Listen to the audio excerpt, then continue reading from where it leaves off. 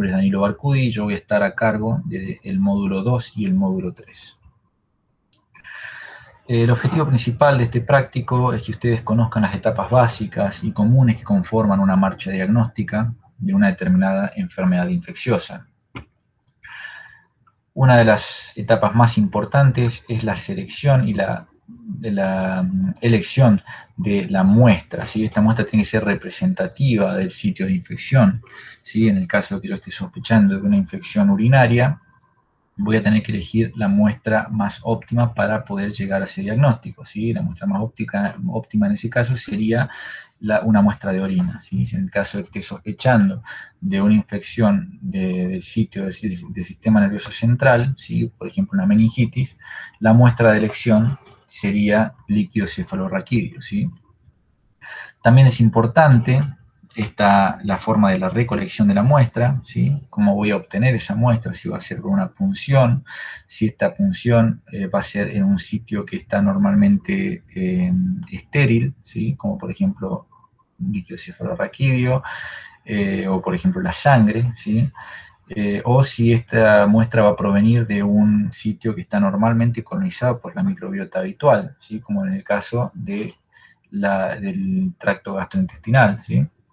También es importante el transporte y la conservación de la misma, debido a que si bien todas las muestras deberían ser procesadas dentro de las 2 primeras horas de su recolección, en muchos casos este lleva un problema, debido a que no siempre pueden procesarse en ese transcurso de horario, entonces es necesario de esta manera transportarlas y conservarlas de la mejor manera para que mantenga todas sus características.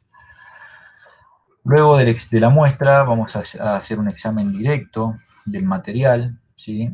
Esta etapa comprende estudios en fresco, ¿sí? Donde simplemente se hace una observación, ya sea macroscópica o microscópica, agregando algún colorante, ¿sí? Pero la muestra básicamente no tiene ningún cambio. Otro de las partes del examen directo es la coloración, ¿sí? En la coloración ya la muestra se fija, ¿sí? Se hace una impronta y se colorea con diferentes soluciones que me permitan a mí identificar elementos característicos de una determinada infección, como por ejemplo leucocitos, o en el caso de la coloración de Gram, que me permita identificar bacterias, ¿sí? También otra de los exámenes directos que se suelen hacer son las determinaciones inmunológicas, ya sea para la detección antigénica o detección de anticuerpos para un determinado agente infeccioso. Y en este último tiempo, en esta última década, determinaciones también por biología molecular, ¿sí? Determinación de material genético de los patógenos ha cobrado importancia en este último tiempo y cada vez son más utilizados en los laboratorios de rutina. Luego del examen directo viene el aislamiento del agente etiológico. Esta etapa comprende principalmente el aislamiento de este agente en medios de cultivo que sean adecuados, ¿sí? Volviendo a los ejemplos anteriores, si yo parto de una muestra que sé que normalmente proviene de un sitio estéril, utilizar un medio nutritivo me sería de utilidad en este caso, debido a que cualquier aislamiento que yo obtenga de un sitio estéril va a ser significativo. De la misma manera, si yo obtengo una muestra, por ejemplo, de materia fecal que proviene de un sitio normalmente colonizado por la microbiota habitual del tracto gastrointestinal, voy a necesitar ahora sí medios de cultivo adecuados, como selectivos diferenciales que me permitan aislar los enteropatógenos de la microbiota habitual y diferenciarlos de la microbiota habitual, ¿sí? Esto a su vez también, verlo en un medio sólido, me va a poder permitir interpretar este cultivo, ¿sí? Porque hay, de acuerdo a un punto de corte, porque hay situaciones en las cuales que haya un número de bacterias no necesariamente está indicando que se trate de una infección, ¿sí? De la misma manera, podremos a través de los medios sólidos identificar y reconocer colonias de acuerdo a su morfología, a su aspecto. Siguiendo con la marcha, la identificación a través de pruebas bioquímicas y moleculares una vez que obtenemos en un medio sólido una colonia aislada, podemos realizarle a esta diferentes pruebas bioquímicas para tratar de establecer género y especie del agente infeccioso. Y por último, la susceptibilidad a los antimicrobianos, ¿sí? Es necesario saber con qué antibióticos puedo tratar de una determinada infección, ¿sí? Por lo tanto, voy a necesitar saber y conocer cuáles son los métodos utilizados en un laboratorio de rutina, ¿sí? Y qué antibióticos probar para tal caso. Bien, comenzando ya el módulo 2, vamos a trabajar con el hisopado faríngeo, ¿sí? Y el objetivo principal de este módulo es que ustedes conozcan o puedan detecten la presencia de Streptococcus pyogenes en una muestra de hisopado faríngeo a partir de obtenida de un paciente que cursa con una faringitis aguda, ¿sí? La faringitis aguda es una de las principales infecciones de las vías del tracto respiratorio superior, ¿sí? Estas en el laboratorio de microbiología es una muestra muy común del día a día, y generalmente esta infección, faringitis aguda, está dada en niños, principalmente en edad escolar, ¿sí? Es una de las principales infecciones en este grupo etario. Es una infección que es autolimitada, ¿sí? Tiene un periodo que no es más de una semana, ¿sí? Y generalmente no presenta complicaciones graves, salvo casos puntuales que pueden darse, que ya las vamos a ver más adelante. La etiología de la faringitis aguda, de esta enfermedad, es principalmente viral. Más del 50% de las infecciones está dada por agentes virales, como son virus de la familia rinovirus, ¿sí? Que son los que causan el resfrío común, virus como de la familia de coronavirus, de adenovirus, ¿sí?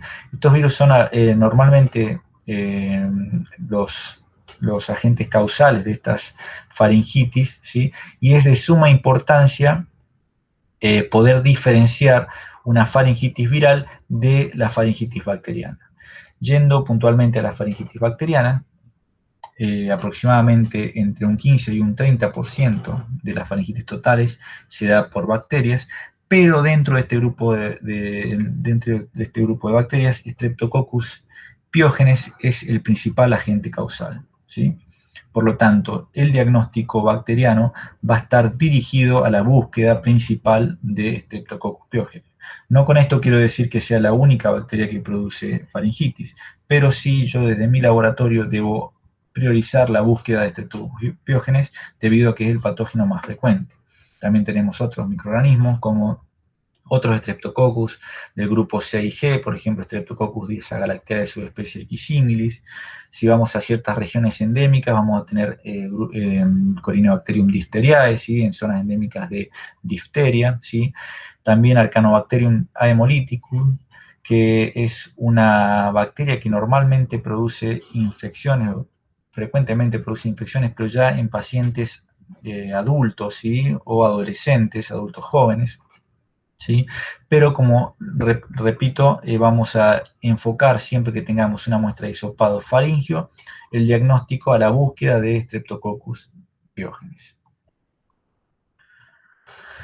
Bien, volviendo a nombrar algunas características de esta bacteria, Streptococcus pyogenes forma parte del 65% de las faringitis agudas de origen bacteriano, ¿sí? Como dije anteriormente, se da principalmente en niños en edad escolar, ¿sí? La vía de transmisión es la vía respiratoria a través de la inhalación de gotas que tienen carga de bacteria, a través de un estornudo, a través de la tos, ¿sí? El cuadro clínico se presenta de forma leve y clásica, ¿sí? Un dolor de garganta, disfagia, en algunos casos se da con fiebre, ¿sí? Streptococcus pyogenes tiene un arsenal de toxinas, ¿sí? Dos hemolicinas principales que son las que nos ayudan a la identificación son la streptolicina O, que es oxígeno lábil, ¿sí? Y está presente en todos los Streptococcus pyogenes, y la streptolicina S, que está presente solo en un pequeño porcentaje de Streptococcus pyogenes. A su vez, también tiene una serie de toxinas denominadas toxinas pirógenas, ¿sí? Como la toxina eritrogénica, ¿sí? Que da un síndrome bastante grave, que es la escarlatina, ¿sí? Y ciertas toxinas también, que son las denominadas también dentro de los grupos de los superantígenos, que producen una respuesta inmunológica exacerbada, llevando a un shock tóxico por esta bacteria, ¿sí? El conocido shock tóxico estreptocóxico.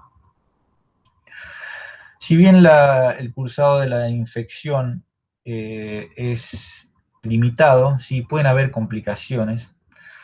Dentro de estas complicaciones están las complicaciones no supurativas, ¿sí? Como fiebre reumática o glomerulonefritis, y otras complicaciones que son las supurativas, que se dan por contigüidad, ¿sí? Por ejemplo, a través de los senos paranasales podemos llevar de una faringitis aguda, podemos ir a una sinusitis, a una otitis media, a una mastoiditis. Y si la bacteria puede llegar a torrente sanguíneo, ¿sí? Y diseminarse en forma sistémica, puede dar una bacteriemia y puede hacer foco en neumonía, ¿sí? O sea, dar foco, dar impacto en pulmón y llevar a cabo el desarrollo de una neumonía por esta bacteria. Bien, si bien es autolimitada, generalmente el tratamiento se da siempre que está presente la enfermedad, ¿sí? El antibiótico de elección es la penicilina, ¿sí? El uso de antibióticos tiene una fundamentación que es básicamente para disminuir el contagio, ¿sí? Acortar el periodo de la enfermedad y los síntomas, prevenir las complicaciones tanto supurativas como las no supurativas. Es también importante remarcar que vamos a tener también en el día a día de la búsqueda de esta infección ciertas bacterias que tienen particularmente características similares a Streptococcus del grupo B, ¿sí? Como son el caso de Streptococcus del grupo C y G, Streptococcus disagalaictae, subespecie de Ximilis, que están asociadas principalmente a alimentos y a focos epidémicos.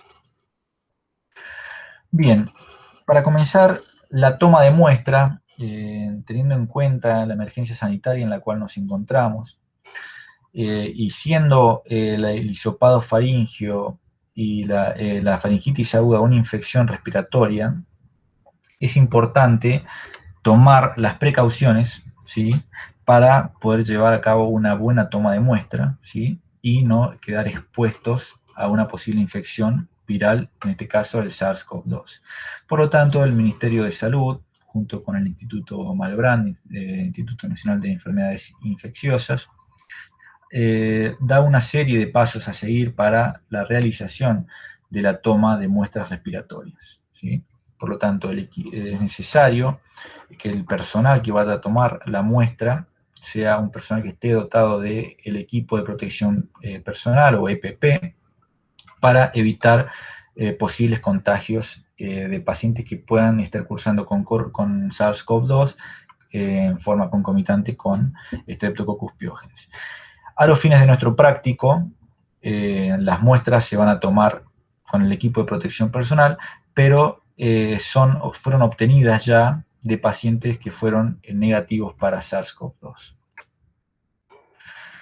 Bien, ¿cómo es el proceso para tomar la muestra? Bueno, principalmente se trabaja con un hisopo y un bajalenguas. El bajalenguas me va a permitir a mí tener una mejor visualización de las amígdalas, ¿sí? Evitar de que la lengua toque el hisopo, así como tampoco tocar la zona de los dientes y toda la zona de la boca, debido a que está fuertemente colonizada por la microbiota orofaringia normal, ¿sí? Que son generalmente cocos gram positivos en cadena. Por lo tanto, debo tomar a través de un hisopado, con un solo hisopo, tocar ambas amígdalas, ¿sí? Porque hay trabajos que demuestran que hay pacientes que tienen mayor carga de bacteria en una amígdala que la otra.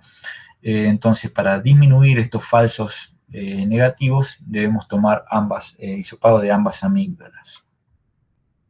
Como podemos ver, esta es una imagen clásica, ¿sí?, de la faringitis aguda. ¿Sí? Vemos esta forma clásica de forma con placas blanquecinas. ¿Sí? No siempre se da este cuadro, generalmente también puede darse en esta forma, de acuerdo también a la etapa en la cual estamos tomando la muestra. Si es una etapa muy temprana, por ahí tenemos solamente la zona enrojecida, pero no tenemos placa bacteriana. No por eso quiere decir que no esté cursando una faringitis por estreptococo. Así también ciertos virus pueden llevar a generar una respuesta serosa que hace las veces de placa bacteriana. Por lo tanto, no es del todo fiable pensar que cuando hay placa siempre hay Streptococcus pyogenes.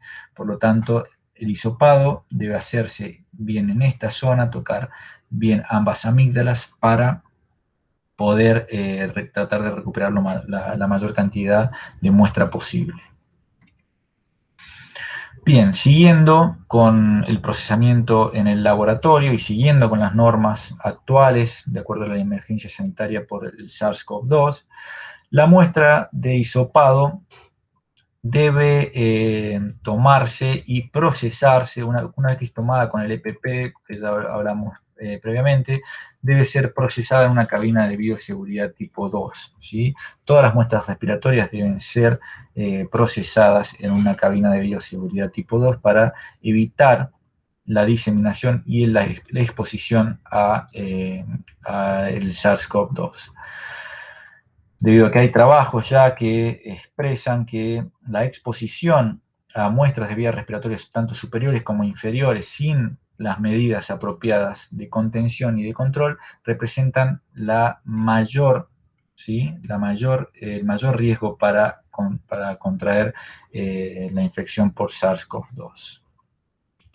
Así que es importante tener en cuenta estas indicaciones para evitar problemas.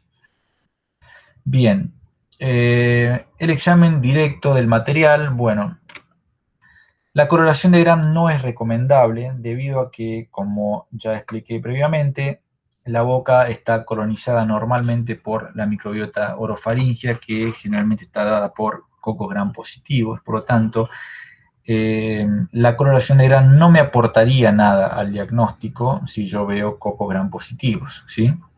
Lo que sí se suele hacer, esto depende por supuesto de cada institución, pero generalmente ha cobrado mucha importancia las pruebas rápidas, ¿sí?, de detección antigénica, en la cual a través de la aglutinación en látex, ¿sí?, se busca la detección de Streptococcus pyogenes a partir de un hisopado. ¿Sí? Esta prueba tiene una excelente especificidad, por lo tanto, cuando yo tengo una prueba positiva, es casi diagnóstica, ¿sí? Yo no debería hacer el cultivo debido a que tiene una excelente especificidad, pero carece de sensibilidad, ¿sí? Por lo tanto, un resultado negativo no me descarta la infección, ¿sí? Así que por eso es que todas las muestras, todos los hisopados faringios deben ser cultivados porque el cultivo es el que presenta mayor sensibilidad de todos los métodos hasta el momento explicados.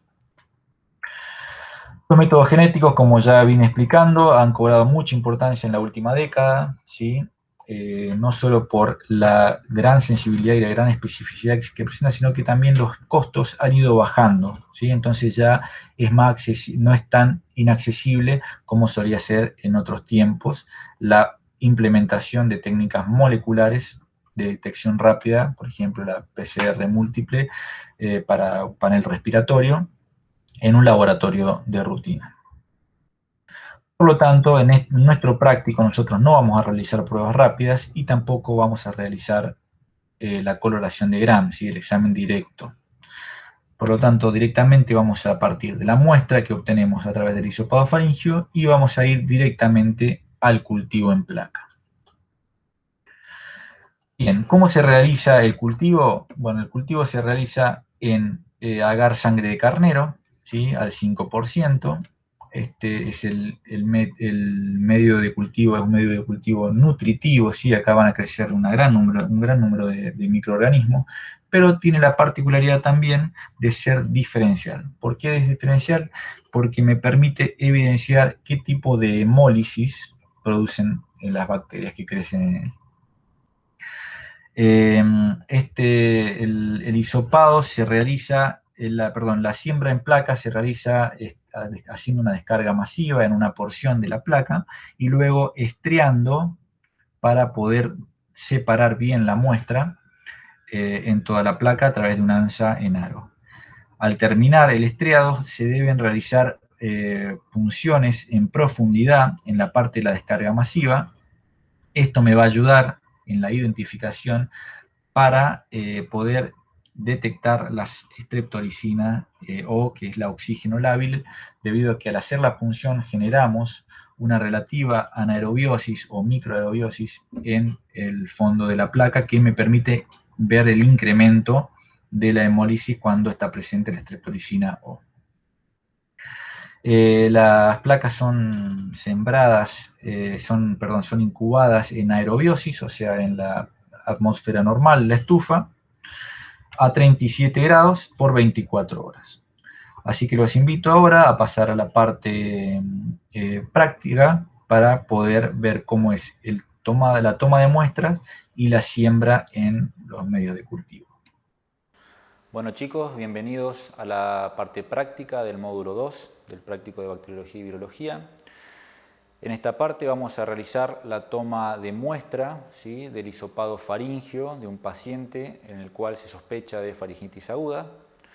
Por lo tanto, considerando la situación sanitaria actual, mundial, es recomendable tomar las medidas que el Ministerio de Salud y el Instituto Malbrán recomiendan para la toma de muestras respiratorias, ¿sí? Por lo tanto, es necesario hacer la realización de la toma de muestra utilizando el equipo de protección personal o EPP para evitar riesgos de contagio ante un paciente probable COVID. Bien, este es el equipo de protección personal o EPP, el cual cuenta con una escafandra, un camisolín que en lo posible debe ser hidrorrepelente, guantes y tapaboca. Es importante también aclarar que las muestras deben ser procesadas bajo cabina de bioseguridad tipo 2. A los fines del práctico, en este caso, el paciente que vamos a estudiar fue hisopado previamente para descartar que se trate de un paciente COVID positivo. Por lo tanto, en el práctico solamente vamos a tomar la muestra con el equipo de protección personal, pero al paciente que vamos a estudiar vamos a realizar la siembra directamente en la mesada de trabajo. Muy bien, con el hisopo estéril entonces, y tratándose de un paciente adulto no es necesario el uso de baja lengua. En el caso de que fuese un paciente pediátrico es indispensable debido a que el paciente no es voluntariamente receptivo al hisopado faríngeo, por lo tanto en este caso simplemente vamos a tomar la muestra sin baja lengua. Se debe tomar de ambas amígdalas evitando tocar tanto la lengua como los dientes o cualquier región que tenga presencia de saliva para evitar la contaminación o enmascaramiento del patógeno en cuestión. Muy bien, una vez que el hisopado llega al laboratorio, debe ser procesado inmediatamente. En caso de no ser posible la siembra inmediata, el tubo debe tener medio de transporte para evitar que la muestra se reseque. Por lo tanto, deben proceder de la siguiente manera. Tenemos la placa de agar sangre de carnero, ¿sí? Tomamos el hisopo y hacemos una descarga masiva rotando el hisopo en 1/3 de la placa. De esta manera nos aseguramos de diseminar bien todo el material en un área de la placa de cultivo. Una vez que hicimos este proceso, guardamos nuevamente el hisopo. Este hisopo no es necesario guardarlo o conservarlo, ya directamente podría descartarse. Y ahora procedemos al estriado de la muestra. ¿Cómo se hace esto? Primero debemos quemar el ansa hasta que ésta se ponga de color rojo. luego esperar a que se enfríe, de otra manera se puede enfriar en una porción de la placa, ¿sí? Y a partir de la descarga masiva se deben sacar 4 estrías, luego tapamos, volvemos a quemar hasta que el ANSA quede al rojo vivo, nuevamente enfriamos y seguimos con el proceso de estriado a partir de las 4 estrías que sacamos al principio. Podemos sacar entre 4 o 5 estrías más, cerramos nuevamente, quemamos el ANSA hasta que esté al rojo, esperamos que se enfríe, enfriamos y corroboramos que esté fría tocando el agar nuevamente y completamos con una última estría al final de la placa. Lo importante, como comentamos, de esta bacteria es que puede, en el caso de que se trate de Streptococcus pyogenes, produce una streptolicina que es oxígeno lábil. Por lo tanto, antes de quemar por última vez, lo que debemos hacer es hacer 3 punciones en la parte de descarga masiva para poder evidenciar esta streptolicina. Una vez que realizamos este proceso, quemamos por última vez, nos aseguramos de que el ANSA quede roja y ahora la placa debe ser posicionada en la estufa en aerobiosis sin ningún tipo de atmósfera. Entonces, a las 24 horas veremos cómo son los resultados de nuestro estriado. Bien, habiendo ya realizado la parte práctica de la siembra del material en el medio indicado, en el lagar sangre de carnero, es importante que tomemos en cuenta algunas consideraciones antes de seguir a la interpretación. Acá vemos los diferentes patrones de hemólisis que ocurren en el lagar sangre de carnero, ¿sí? Tenemos la hemólisis alfa, que es una hemólisis considerada incompleta debido a que la bacteria no rompe del todo el glóbulo rojo y se observa este halo verdoso alrededor de la siembra, ¿sí? Son ejemplos de alfa hemolítico. El que es el ejemplo más claro es Streptococcus pneumoniae, ¿sí? Pero también algunos enterococos y algunos Streptococcus del grupo Viridian pueden dar la alfa hemólisis. La beta hemólisis, que es la que vamos a tomar más consideración nosotros en este módulo, es la hemólisis que se considera hemólisis completa, ¿sí? Lisis total de los glóbulos rojos, podemos ver el fondo de la placa, ¿sí? Es una hemólisis bastante agresiva en el caso de Streptococcus pyogenes, pero puede ser menos agresiva en algunas otras bacterias, como por ejemplo Streptococcus del grupo B, Streptococcus agalactiae, lo cual por ahí dificulta verla ante un ojo inexperto. Pero, como ya indiqué también, Staphylococcus aureus es una bacteria que produce beta-hemólisis, es un ejemplo claro, pero así también Streptococcus pyogenes, agalactiae, algunos enterococos también producen beta-hemólisis y algunos también Streptococcus viridian llevan a la beta-hemólisis. Y por último la gamma-hemólisis, que no es hemólisis, es sin lisis. Vemos que la bacteria desarrolla por la superficie del agar, pero no presenta ningún tipo de hemólisis. Por lo tanto, dentro de este grupo podemos encontrar también algunos enterococos y algunos streptococos del grupo Viridian. Como ven, tanto enterococcus y streptococcus del grupo Viridian pueden dar tanto alfa, beta como gamma hemólisis. Bien, una vez que sembramos el material, esperamos las 24 horas, vamos a la estufa y buscamos la placa, vamos a tener que analizar una serie de hallazgos. Por un lado, primero tenemos que evidenciar que haya beta-hemólisis, ¿sí? Vamos a ver esta beta-hemólisis, esta es una hemólisis clásica de Streptococcus pyogenes, en la cual se ve la hemólisis completa. Si lo ponemos a trasluz podemos ver el fondo de la placa, y vemos las punciones que realizamos en profundidad. Esto, como expliqué anteriormente, me permite la expresión de la streptolicina O, que es oxígeno lábil, por lo tanto en la superficie se lisa mientras que se hidroliza, perdón, mientras que en profundidad, en ausencia de oxígeno, ausencia relativa de oxígeno, permite incrementar esta hemólisis. ¿Sí? Bien, una vez que tenemos las colonias separadas, vemos en la placa, tenemos que las pruebas de tipificación se deben realizar de una colonia separada, realizar todas las pruebas de esa colonia separada para evitar posibles contaminaciones. La prueba principal de identificación que se debe realizar ante una colonia que yo no sé de qué se trata es la coloración de Gram, ¿sí?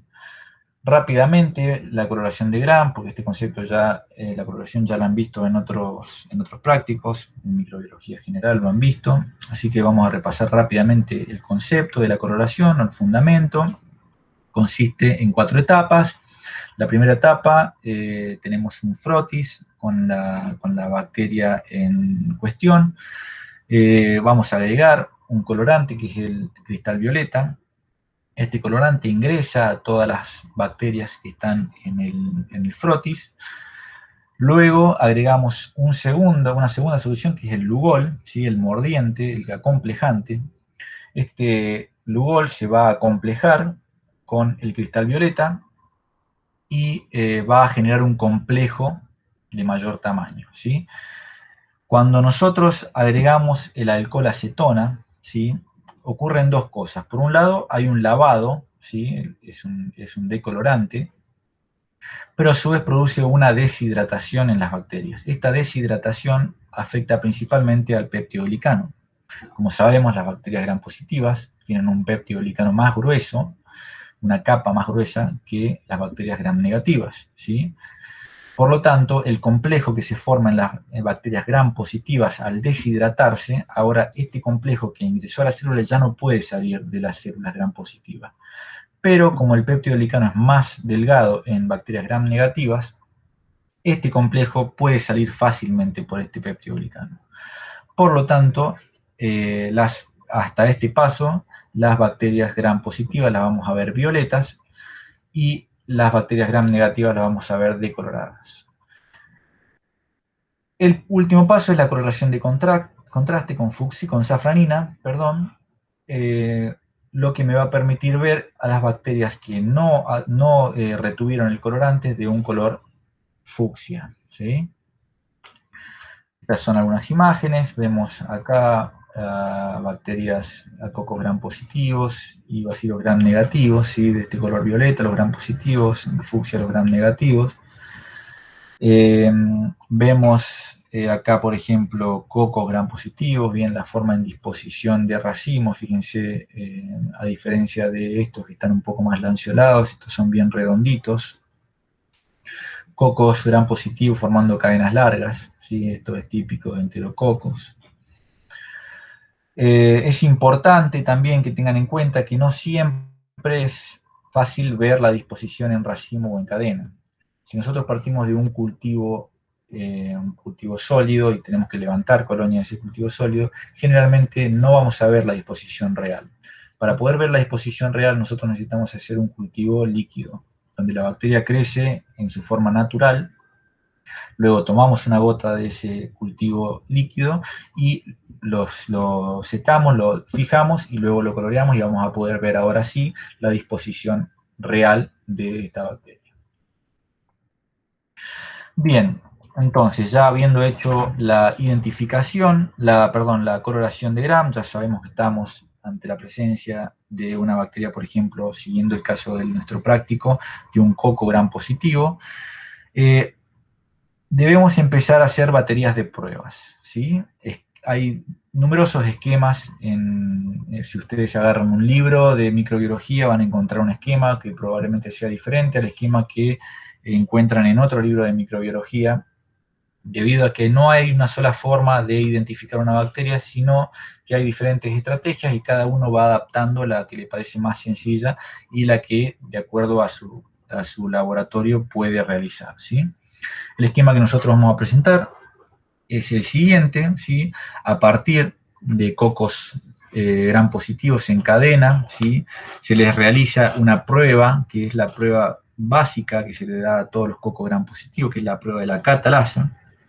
Esta prueba me permite identificar la enzima catalasa, ¿sí? Que es una prueba muy rápida, ya la vamos a ver en el módulo siguiente, donde a todos aquellos catalasa positiva, cuando los enfrentamos a una gota de peróxido de hidrógeno, produce un rápido burbujeo que da signo de positividad. O sea, que haya burbujeo ya me está dando indicio de que es positivo, ¿sí?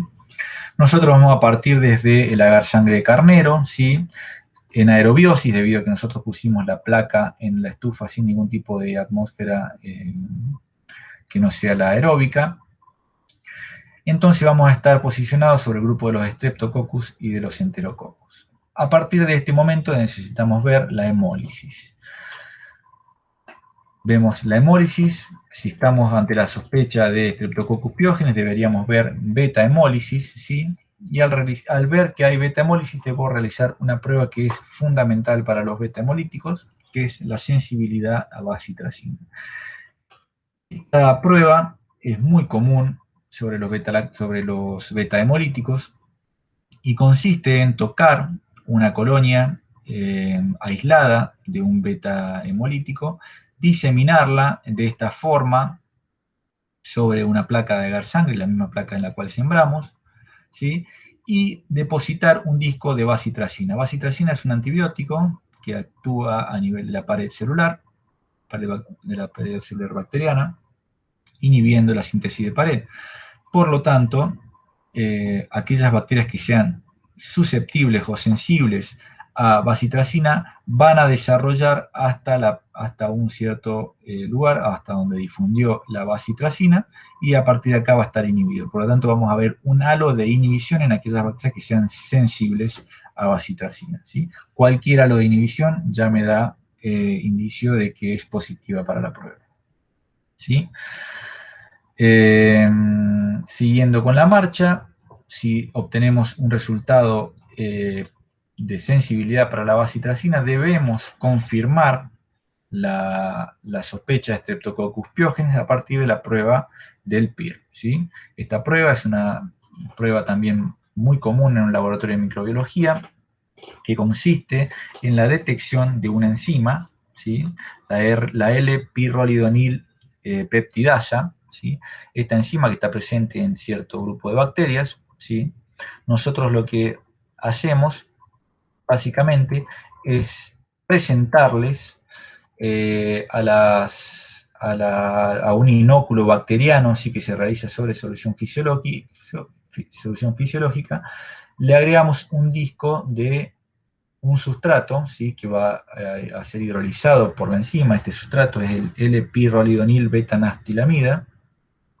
En presencia de esta enzima, ¿sí? Se desprende un grupo pirrólico y la beta-naftilamida, la cual es acomplejada luego con un reactivo revelador que debemos agregar luego de los 30 minutos de incubación a 37 grados centígrados, ¿sí? Por lo tanto, esas serían las dos pruebas básicas que debemos realizar de Streptococcus pyogenes. Tengan en cuenta que todo este camino que hemos realizado sería en el caso de que obtengamos un beta hemolítico que presente el incremento de la hemólisis, ¿sí? Que haya crecido en aerobiosis y que sea bacitracina sensible, y luego confirmamos con SPIR, estaríamos dando ya a nivel, identificando ya a nivel de género y especie a Streptococcus pyogenes. Por lo tanto, ahora los invito nuevamente a que vayamos a la parte práctica para que podamos ver el desarrollo de las placas que sembramos el día de ayer y las pruebas de tipificación que vamos a realizar a estas colonias. Luego de 24 horas de incubación en atmósfera de aerobiosis, procedemos a inspeccionar la placa de cultivo. Lo primero que debemos observar es qué tipo de hemólisis produce. Es importante trabajar bajo el área del mechero para evitar que se contaminen nuestros cultivos. Pero para poder evidenciar la beta-hemólisis es necesario verla a contraluz. Acá se puede observar la hemólisis completa que produce la bacteria que está creciendo. y podemos corroborar que dentro de las 3 punciones que realizamos en la descarga masiva hay un incremento notorio de la hemólisis. Por lo tanto, esto me estaría dando indicio de que estamos ante la presencia de la streptolicina O. Para poder corroborar todos estos datos, es necesario comenzar a realizar las pruebas de tipificación. La primera prueba de tipificación que se debe realizar es la coloración de Gram. Si bien no es considerada una tipificación propiamente dicha, es indispensable para poder posicionarnos sobre un esquema de trabajo o un esquema de tipificación. En este caso vamos a tocar colonias que se encuentren de forma aislada, haciendo una emulsión y esperando a que se seque el portaobjeto y fijándolo para luego proceder a hacer la coloración de Gram. Habiendo hecho la coloración de Gram y habiendo detectado que se trata de un coco Gram positivo, debemos proceder a realizar las pruebas básicas que se le realiza a un coco Gram positivo. La primera prueba que vamos a realizar es la prueba de la catalasa, que como indiqué anteriormente, me permite diferenciar 2 grandes grupos, los cocos Gram positivos catalasa positiva y los cocos Gram positivos catalasa negativa. Muy bien, entonces la primera prueba que vamos a realizarles, vamos a estas colonias aisladas beta hemolíticas, sabiendo que se tratan de cocos Gram positivos, es la prueba de la catalasa. La prueba de la catalasa básicamente detecta una enzima, ¿sí?, que es la catalasa, que está presente en un grupo de bacterias muy particular. Por lo tanto, lo que debemos realizar es el siguiente procedimiento con un hisopo o un escarbadiente. Vamos a tocar alguna de estas colonias que están aisladas, ¿sí?, tratar de levantarla, evitando levantar sangre del agar para evitar falsos positivos, y vamos a posicionarnos sobre una gota de peróxido de hidrógeno para ver si hay burbujeo. En este caso se puede observar que no existe ningún tipo de burbujeo, por lo tanto me estaría indicando que la prueba es negativa. No obstante, es necesario corroborar que el peróxido de hidrógeno esté en buenas condiciones. Por lo tanto, vamos a realizar un control positivo usando una cepa ATCC o cepa patrón. En este caso vamos a elegir la cepa ATCC 25923 de Staphylococcus aureus para ver si el peróxido de hidrógeno está en buenas condiciones para la prueba. Levantamos, en este caso no es necesario tener la precaución de levantar agar, debido a que es un agar nutritivo, sin sangre. Nos posicionamos sobre la gota y vemos si existe burbujeo.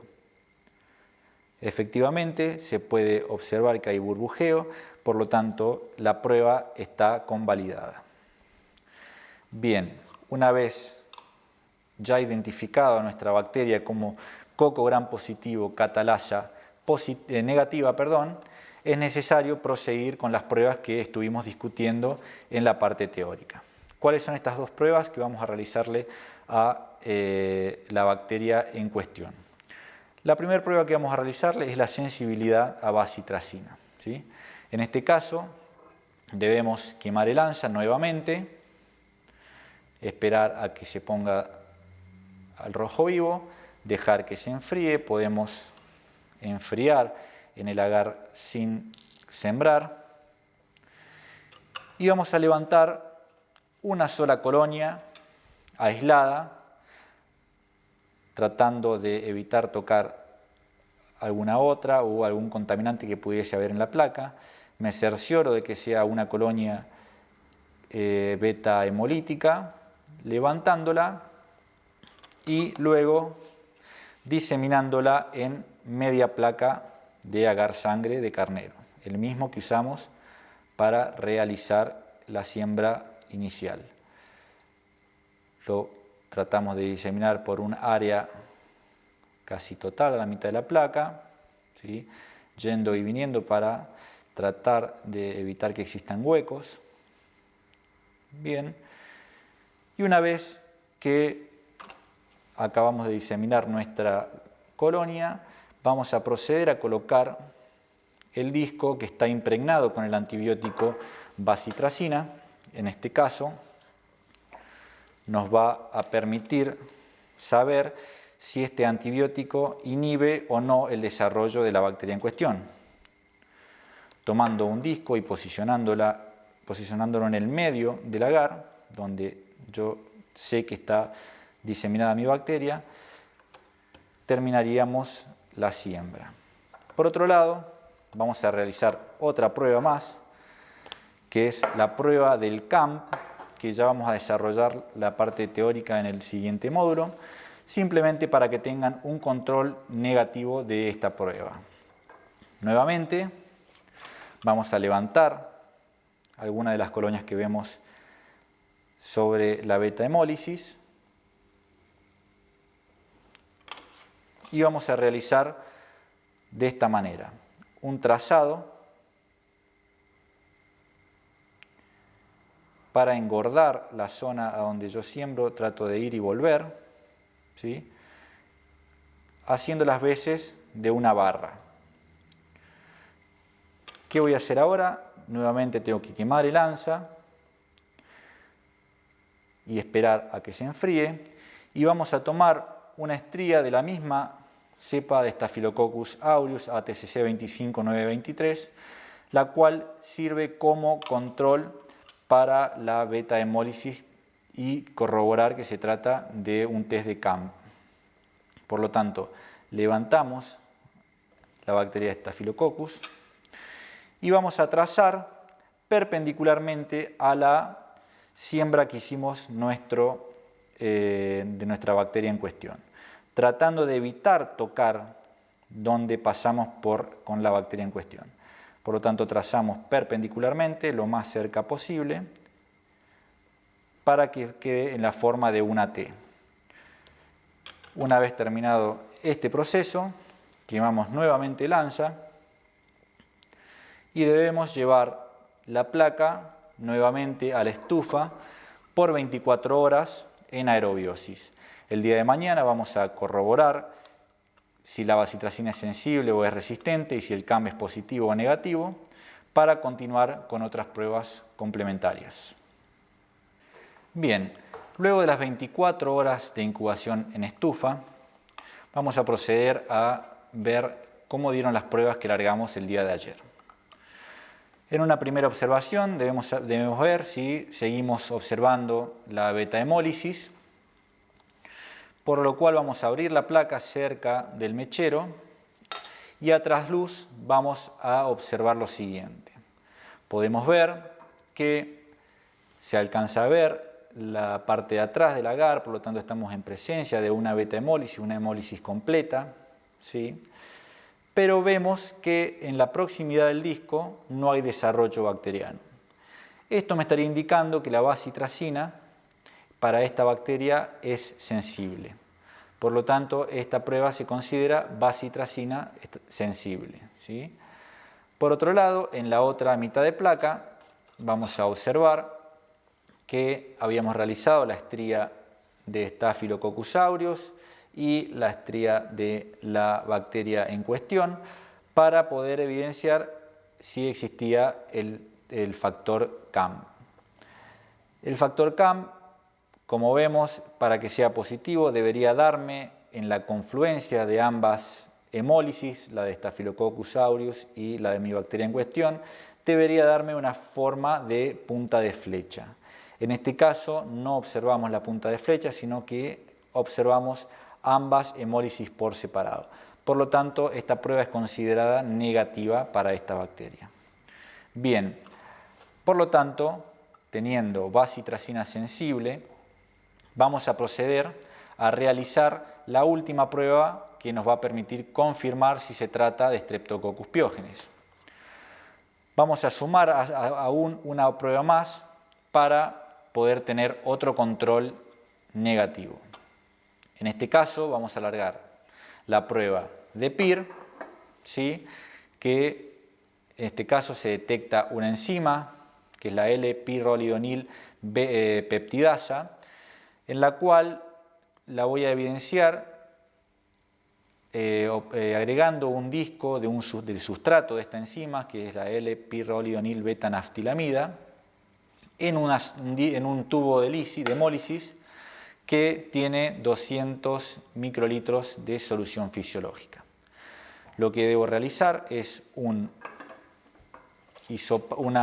estriado de la muestra donde estaba la bacitracina, tratar de levantar la mayor cantidad de bacteria posible para hacer una suspensión bien turbia del mismo. ¿Cómo realizamos la disgregación de la muestra, de la bacteria, perdón? Nos posicionamos primero en el tubo, dejamos la bacteria en el tubo y tomamos solución fisiológica para que ésta caiga al total. Una vez que vemos que la solución está turbia, sacamos el ANSA, quemamos en mechero y procedemos a agregar el disco del sustrato, en este caso el disco del PIR. Vamos a tomar un disco y lo vamos a dejar caer al fondo del tubo. Esta prueba, como se indicó en la parte teórica, debe estar en estufa por 30 minutos para luego poder revelarlo. Por otro lado, vamos a realizar la prueba del hipurato de sodio, otra de las pruebas que vamos a observar y a detallar en el módulo 3. Vamos a tomar nuevamente, luego de haber quemado, nuevamente bacteria cerca de la confluencia del disco y hacemos nuevamente el mismo procedimiento, pero solo que en este caso, a diferencia del anterior, en vez de solución fisiológica tenemos una solución de hipurato de sodio. Esta prueba debe ser incubada por 2 horas a 37 grados centígrados para luego poder revelarla. Por último, quemamos el ANSA y vamos a llevar ambos tubos a la estufa. Uno lo vamos a sacar a la media hora y el otro lo vamos a sacar a las 2 horas, pero vamos a revelarlo los dos juntos al final. Luego de las 2 horas de incubación en estufa para el hipurato de sodio y los 30 minutos para el PIR, vamos a proceder a revelar nuestras pruebas. Lo primero que vamos a realizar es agregar la ninhidrina, este oxidante fuerte, en el tubo de hipurato para poder evidenciar si la prueba es positiva o negativa. Se agregan aproximadamente unas 4 o 5 gotas y esta prueba hay que esperarla unos 10 minutos aproximadamente. Mientras tanto vamos a agregar el revelador para la prueba del PIR. Se deben agregar también 2 gotas y esta prueba es necesario esperarla que se positivice en los restantes 2 minutos. ¿Cómo nos vamos a dar cuenta? Principalmente porque se va a empezar a ver una coloración rosada o rojiza en el tubo dentro de los 2 minutos de reacción. Como pueden observar, ya comienza a verse, lo cual me estaría indicando que esta reacción es positiva. Por lo tanto, ya podemos confirmar que se trata de Streptococcus pyogenes, ya que tenemos la prueba del PIR positivo, la bacitracina sensible, tenemos beta hemólisis y tenemos el incremento de la hemólisis dentro de las estrías en profundidad.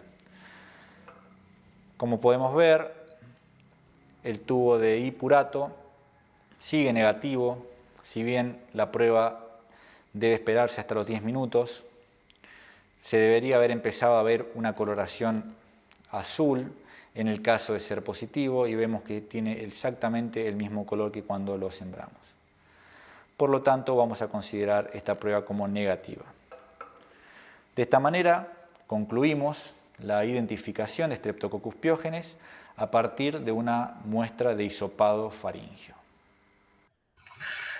Bien, bueno, ya habiendo identificado a nivel de género y especie Streptococcus pyogenes, al ver las pruebas que nos dieron en nuestro laboratorio, es importante también remarcar una característica que tienen todo el grupo de los Streptococcus. El grupo de los Streptococcus son clasificados en un sistema denominado sistema de Langsfield, en el cual se clasifican basándose en la naturaleza antigénica de los hidratos de carbono que presentan la pared de los Streptococcus, ¿sí? Fíjense que esta detección antigénica permite agrupar, por ejemplo, Streptococcus pyogenes está agrupado en el grupo A de Langsfield, ¿sí? Pero fíjense que no es el único, también está Streptococcus disagalactiae de subespecie Equisimilis, también está el grupo Anginosus de Streptococcus, ¿sí?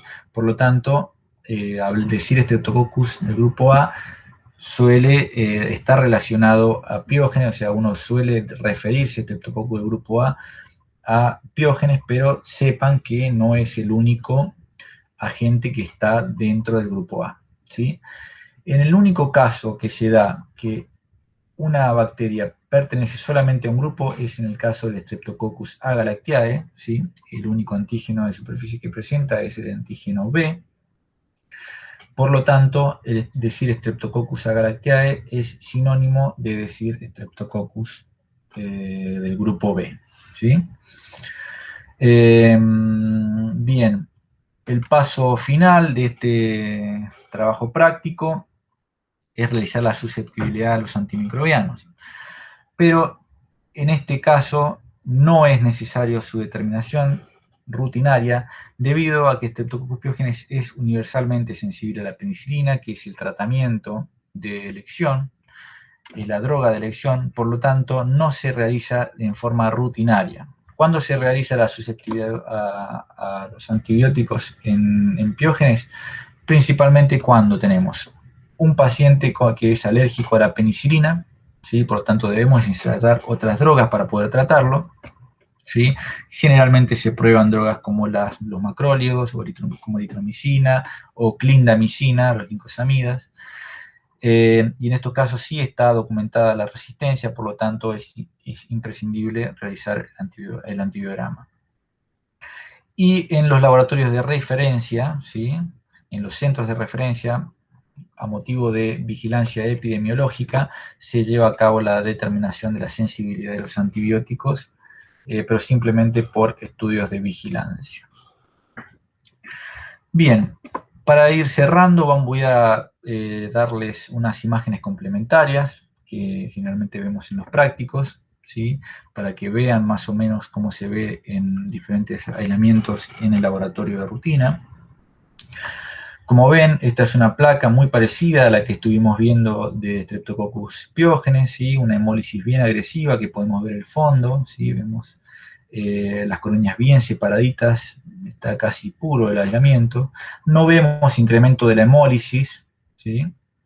Por lo tanto, esto uno me haría, si yo lo veo a primera vista, me haría sospechar de Streptococcus pyogenes. Pero fíjense que es un Streptococcus disagalactiae de subespecie de Equisimilis. O sea, es un beta hemolítico, aunque no incrementa la hemólisis, pero tiene unas características de colonia y de hemólisis muy similares a Streptococcus pyogenes.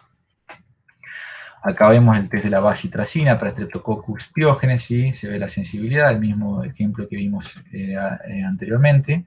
¿Sí? El halo de inhibición, la bacteria crece hasta cierto lugar donde ha difundido el antibiótico. Y en este caso vemos el mismo aislamiento que de recién, el Streptococcus disagalactiae de subespecie Equisimilis, pero que presenta resistencia a la bacitracina. Fíjense que la bacteria crece hasta la periferia del disco, ¿sí? Indicando que no hay sensibilidad a este antibiótico. Yo debería realizar pruebas complementarias para terminar de dilucidar si se trata de Streptococcus disaractea de subespecie X. similis. La prueba del PIR, ¿sí? Como dijimos, consiste en detectar la enzima pirrolidinil peptidasa, ¿sí? Entonces vamos a enfrentar un disco, fíjense que este es un tubo visto desde arriba, ¿sí?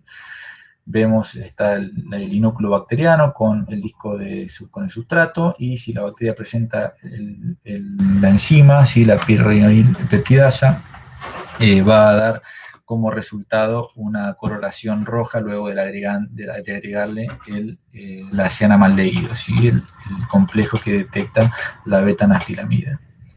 Por otro lado, hay otro test que es muy parecido a PIR, o sea, tiene el mismo fundamento, nada más que lo único que cambia es una enzima, ¿sí? En vez de tener la enzima del PIR, tenemos la enzima leucino-aminopeptidasa, ¿sí? Básicamente, esta prueba se utiliza en el grupo de Enterococcus, ¿sí? Es positiva para Enterococcus. También fíjense que el PIR también es positivo para Enterococcus, ¿sí? Por lo tanto, tengan en cuenta eso de que las pruebas no siempre se realizan para una bacteria en particular, sino hay muchas pruebas que son realizadas y son positivas para muchos grupos bacterianos. Pero en este caso se realiza con el mismo fundamento a partir de la detección de una enzima que tiene Enterococcus, ¿sí?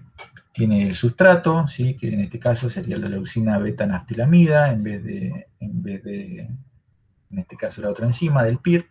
Por lo tanto, si está presente la enzima, va a dar nuevamente un color rosado cuando le agregue la cianamaldehído.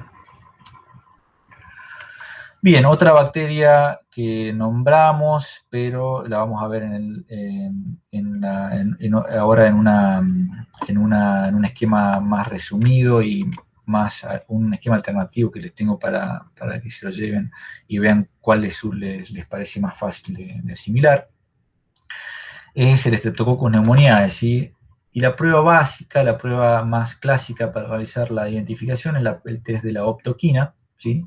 Acá tenemos una bacteria que tiene, fíjense, a diferencia de la que hemos visto anteriormente, es una hemólisis alfa, ¿sí?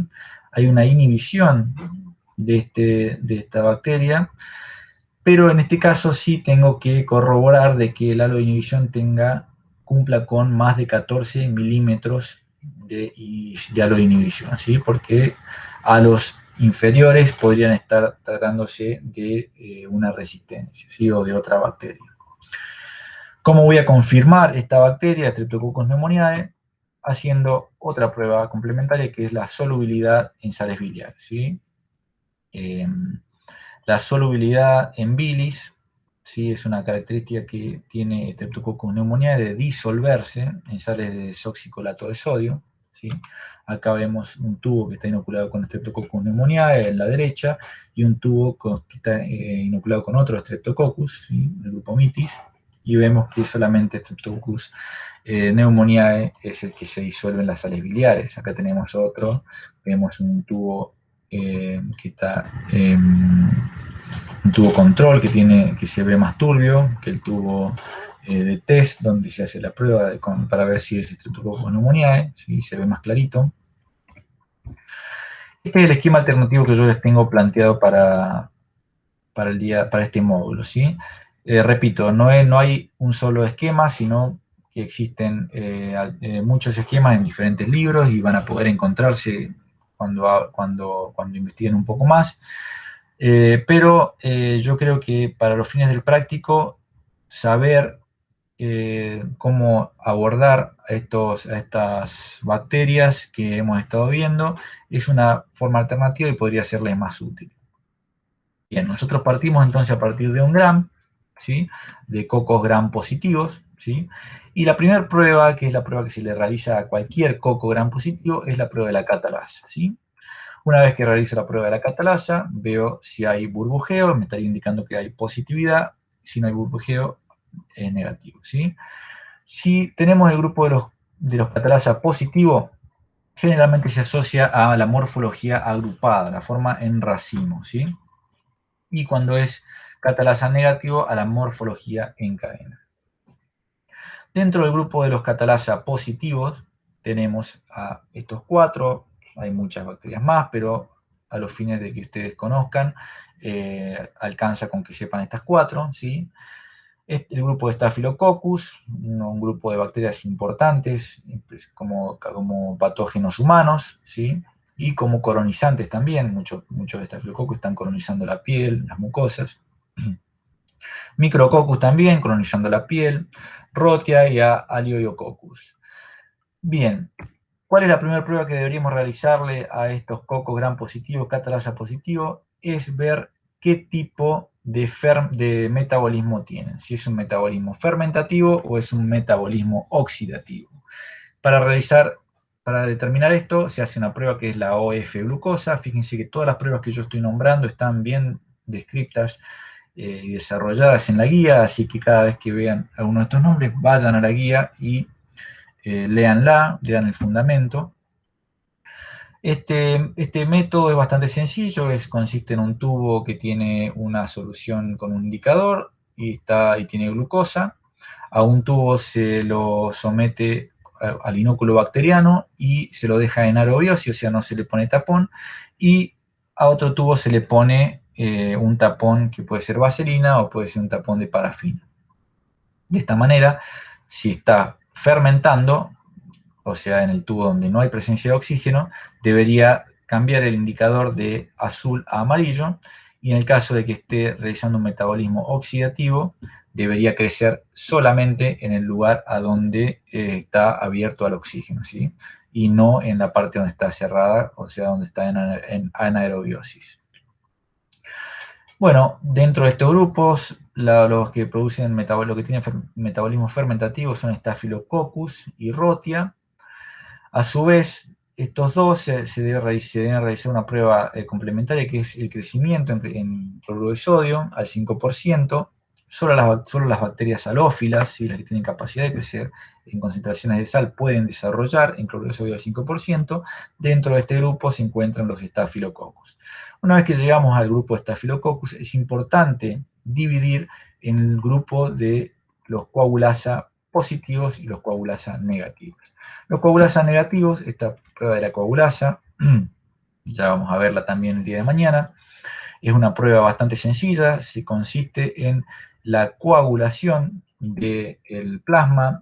Generalmente la prueba o el estándar se realiza con plasma de conejo, pero en el laboratorio lo realizamos con plasma humana sin ningún problema.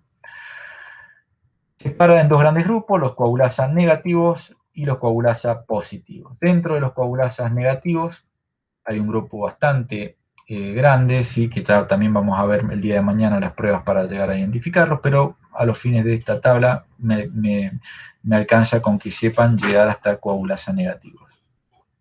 Dentro de los coagulasa positivos tenemos al principal coagulasa positivo, que es el Staphylococcus aureus, es uno de los principales patógenos humanos, ¿sí? No es el único coagulasa positiva, pero sí el que más importa para este práctico, ¿sí? ¿Cómo vamos a confirmar a Staphylococcus aureus? Con la prueba de la DNAsa y la prueba del manitol. También vamos a verlas mañana, léanla en la guía, y mañana en el práctico voy a desarrollarlas brevemente. Bien, eso sería toda la parte de catalasa, vamos a seguir con la otra de los que tienen metabolismo fermentativo. De los que tienen metabolismo oxidativo, vamos a tener dos, los Micrococcus y los Aliococcus. La prueba que se realiza es la detección de la citocromo C, ¿sí? La citocromo C oxidasa. Esta prueba me permite, con un disco impregnado con un sustrato, ver si está presente la enzima, ¿sí? Esta prueba me va a permitir dividir a los oxidasa negativos, como el Aloiococcus, y los oxidasa positivos, como el Micrococcus, ¿sí? Bien, vamos a invisibilizar un rato los cocos coagulasa, los catalasa positivos, para ahora enfocarnos en los catalasa negativos, que tienen morfología de cadena. En este grupo vamos a encontrar principalmente Streptococcus y Enterococcus. ¿Cuál sería el primer paso para empezar a estudiar estos dos grupos?